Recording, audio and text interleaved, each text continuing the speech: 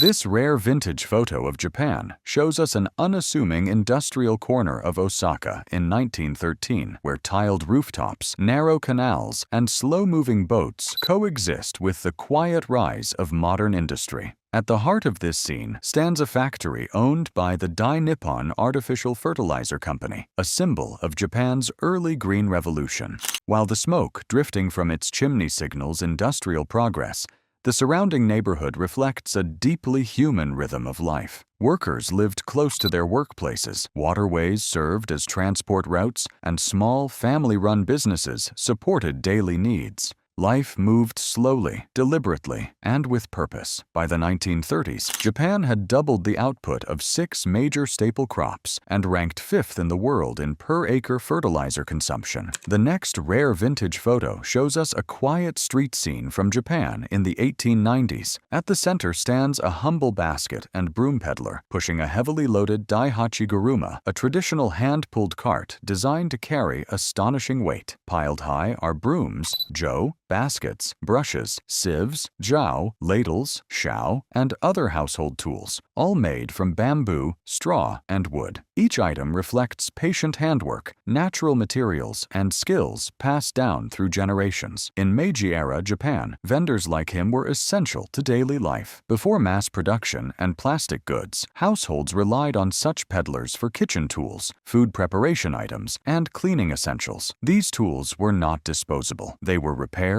reused, and respected. Bamboo baskets aired vegetables, sieves prepared rice and noodles, and brooms kept wooden homes clean, supporting both hygiene and harmony with nature. This image captures more than commerce. It reveals a slow, meaningful economy where trust mattered more than speed, and business was built on relationships. The peddler knew his customers, their homes, and their needs. Food culture, cleanliness, and domestic order all depended on his quiet labor. The next rare vintage photo shows us Kobe in the 1920s, viewed from Tamandori, looking down toward Sankaku Koen, Triangle Park in Hyogoku, where everyday life unfolded at the crossroads of tradition and modernity. This bustling intersection connects 2 important arteries, Daikai-dori, Dakai-dao, on the right, and Yanagi-harasen, Liu-yuan-xian, on the left, both leading to Hyogo Station, a route that continues to serve the city even today. Tram lines curve gently through the streets, sharing space with pedestrians, cyclists, and hand-pulled carts. Movement here is steady, unhurried, and deeply human. Rows of tiled wooden houses stretch into the distance, their rooftops forming a dense urban fabric shaped by craftsmanship rather than concrete. Small family-run shops line the streets, selling food, daily necessities, and services, supporting a local economy built on trust and face-to-face relationships. The scent of street food, fresh rice, and simmering broths would have drifted through these roads, nourishing both body and community. By the 1920s, Kobe had already emerged as one of Japan's key port cities, blending international influence with local culture. Yet scenes like this remind us that progress did not erase tradition. The next rare vintage photo shows us a quiet street moment from Japan in the 1910s. Here, children gather around a traveling goldfish vendor, their eyes fixed on wooden tubs filled with water and living color. The vendor kneels patiently, unhurried, allowing the children to observe, wonder, and choose. This was not just a sale, it was an experience, a lesson in care, responsibility, and appreciation for living things. From the Edo period, 1603 to 1867, onward, such street vendors were an essential part of daily Japanese life. They brought necessities directly to neighborhoods: vegetables, tofu, sweets, goldfish, fireflies, and even singing crickets. Others offered services, massage, herbal medicine, or small repairs. These mobile businesses supported local economies long before modern retail existed. Goldfish, in particular, held cultural meaning. They were symbols of summer, calm, and domestic beauty, often kept in homes as living ornaments. Children learned patience by caring for them, reinforcing values of attentiveness and respect for life. In this simple exchange between a vendor and children, we see the true value of old Japan, a society where livelihood, culture, and community flowed together as naturally as water in a wooden bowl.